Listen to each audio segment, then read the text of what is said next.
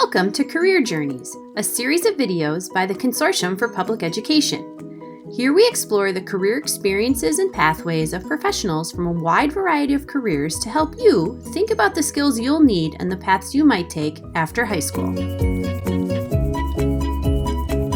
I'm Gina Barrett, a Program Director at the Consortium for Public Education. Today I'm here with Brenna Jones, an Early College Program Director at Community College of Allegheny County. Brenna, thank you for being with us today. Thank you, Gina. I'm really glad to be here with you guys. Well, we're glad to have you. I think to start off, what is it that a early college program director does? That's a really great question. Currently, it is a new role, and I am building it from the ground up. But CCAC and our funder really believes in early college, meaning dual enrollment classes, taking credited classes. And we really want to be able to give the students the opportunity to be able to do that and not have to come out of pocket. So we are working with the Still Valley and Baldwin school districts to do this. And they're our start. It is our hope that we have some more great funders out there that will assist us with helping other school districts. But I am now building a program that gives 3 different pathways for students so they can take classes in either IT, business management, and accounting. They have the opportunity to come to a summer bridge program. There are orientations built in. They get to use all the supports of our campuses. All of our faculty and staff will be working right alongside with them.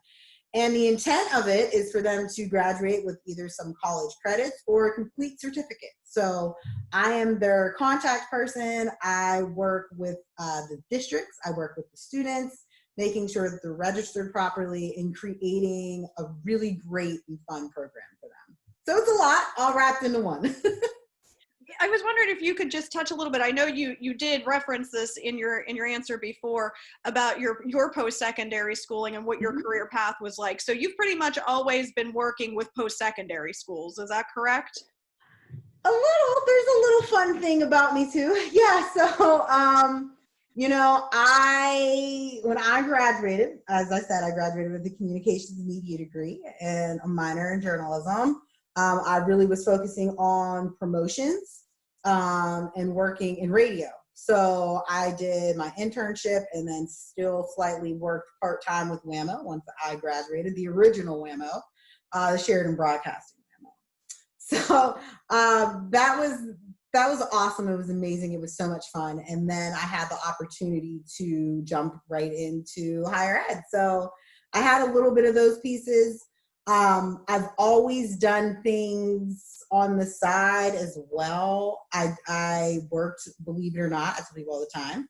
I worked at David's Bridal too, while I was working at Point Park. So why is that important to me? It wasn't so much the importance of what I was doing. It was more or less being able to keep myself busy and always having something else to fall back on. You never know. So you always want to make sure that you're doing things that are fun for you, but there's nothing wrong with having multiple streams. So, throughout my time working at Point Park and IUP, I was always doing some other things on the side. And then from there, I went into working at Urban Pathways Charter School. So I have worked at a public institution, a private institution. I also worked at the Art Institute Pittsburgh. And now I'm here with CCAC, and I'm also a wellness coach. So I have my own business as well. So my days are crazy. So, right now being where we're at, I was teacher, director, mom, business owner, cafeteria worker for my kid, dog walker for my dog. But we've made it all work out. So I, always challenge people to do what you love, do what it is that makes you happy. Sometimes it may not be what you thought you were going to start out with. Like I always just knew I was going to do radio, I was going to do TV, and that was going to be my end all. Always go in with an open mind because you don't know where you're going to end up. You don't know the opportunities that could come. I had no idea that this would ever come for me.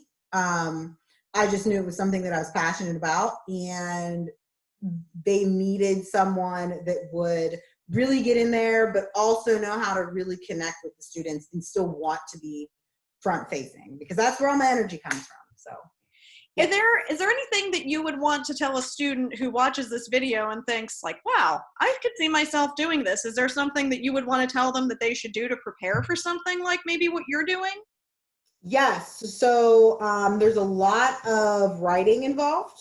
So you want to make sure that you're writing well, but you really want to make sure that you can also do public speaking, you can present well, because being in these types of roles, you have to be front facing, you have to be comfortable talking to multiple people, you have to be able to be someone that can change on your feet. So, there are times that I'm thinking that I'm coming in for one thing and then someone doesn't show up and now it's on me. So I'm like, okay, all right, here we go. So, just really always challenging yourself, being confident in what you select. So if you were someone that were thinking that you wanted to get into higher ed, you really won't see it too much on the bachelor side, but you can on the master side. So, my undergrad is communications, media, and journalism. My master's is actually also still in marketing and communications and journalism. But why is that important? Well, when you're in higher ed, you need to know how to market, how to look at demographics, how to be able to forecast. So a lot of those pieces I was able to learn in my master's as well. So it's a matter of taking what you're doing and being able to apply it to whatever it is that you want to do. There's always overlap, and I think sometimes people get nervous if you get pigeonholed into something. So for example, I have multiple friends that are also business owners alongside with me, and they went into school for education. Well, they can now teach their people how to create their own business. So there's a lot of times that a lot of those skills overlap. It's just a matter of thinking about how to use them. So my advice is always, if you are somebody that's interested in higher ed, or you're interested in something that is more front facing, try to talk to somebody that's in the field. I'm a great resource, so you can talk to me at any given time.